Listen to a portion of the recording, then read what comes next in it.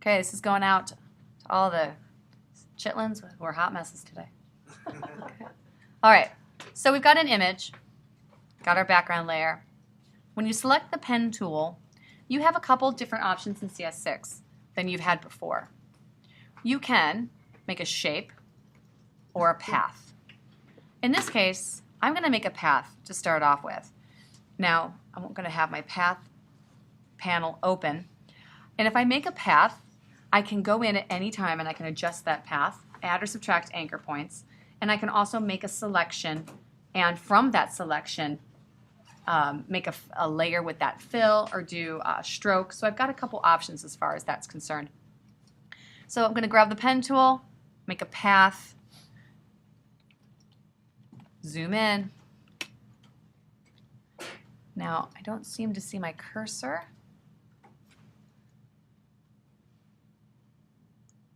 Not sure. My cursor's not what I normally see, but that's all right. We're going to keep going. And when I come down, I'm just going to place points.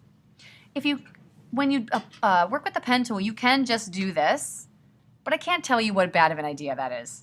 It's a really bad idea. All right. So let's go back over to our history and get rid of that.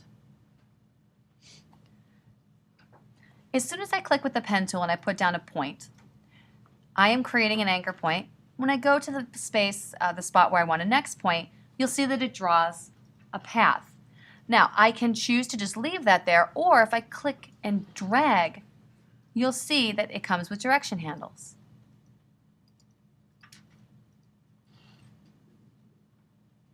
So I'm going to go along and click and drag. If you're a little bit off, or in this case, you're like, oh wow, that's not, I want this to be moved, just keep going and then we'll go back and we can talk about how we can make those adjustments. Right now, this anchor point has 2 direction handles. If I want to go back in, like I said, I can go back in and fix that. So I'm just going to make a very small selection here of his ear.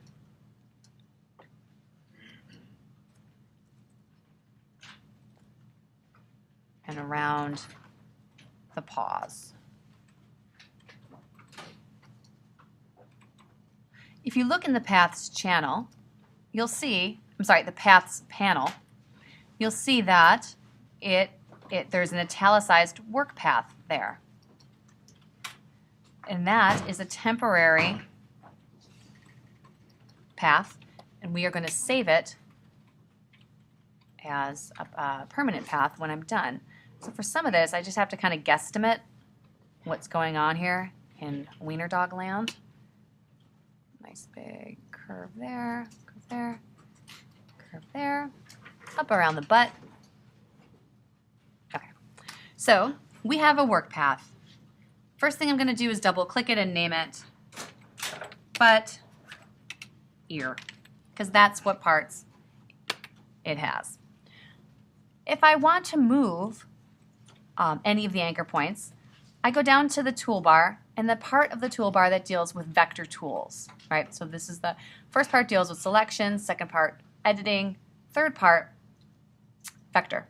I'm going to grab the direct select tool, shortcut is A, click on the path, and that will allow me to move any of those anchor points around. You'll also know that when I click on an anchor point, it becomes filled in, and it will let me see my control handles, which will allow me to change the direction of the Bezier curve. If you have too many, which can happen, you can go back to the pen tool, and select delete anchor point, and then just click on the anchor point that you would like to get rid of. Probably don't need all of those. Then I can go back to the direct select. If it's not showing you your control handles, you can go back to the pen tool and get the convert point tool. What it will do is show your control handles and convert this anchor point with no handles, which is a corner point, to more of a smooth, round point. You can adjust one handle at a time by selecting it. So what that does is, just like in Illustrator, it converts your point from corner to smooth. All right, now that I've got that and I've got my path, in my path panel, I can, with that selected, I can hit the fill, and it will fill it with my foreground color, which in this case just looks like he's being eaten. Okay. So let's undo that. I can give it a stroke. So if I click off of it, you can see now it has a slight pink stroke. Select back on it. You can make a selection from it. And sometimes it's hard to get your anchor points exactly like you like, but if you choose selection, the little marching ants, you can go to the select menu and do refine edges. And this will allow you to use the edge detection to tighten up your selection. You can smooth it out. Oops, I accidentally opened iTunes. There we go. You could add a feather, or you could shift the edge a little bit, expand, or subtract. Take that down a little, right? And what I'm doing is looking right here. So if I shift it this way, you can see it's adding information just along the edge. If I shift it this way, it's tightening it up. Feathering, maybe too much. So now with that selection, you can make your decisions, and then you can output to a selection, a layer mask, a new layer by itself, new layer with layer mask, or a new document. So if you choose to work in a master document and use source files, you could just save these as layer masks, save them as selections, or output this to your master file. And then if you're like, well, you know, I really got to go back in and fix this part here. Well, click this fourth icon over from the left, and it goes back to being a path with all of your anchor points. I'm going to grab the delete anchor point, hover over, and delete a couple of those. When you are working with paths, it's best to have the least amount of anchor points possible. And consider what kind of shape you are creating. Is it organic? Is it geometric? What kind of feel do you want it to have? Now, when I made that adjustment, I made a new work path, so I'm going to get rid of that original because this other one has these corrections. So if you look here, if I select butt ear, you see that it actually did update. So you could probably save either one of those.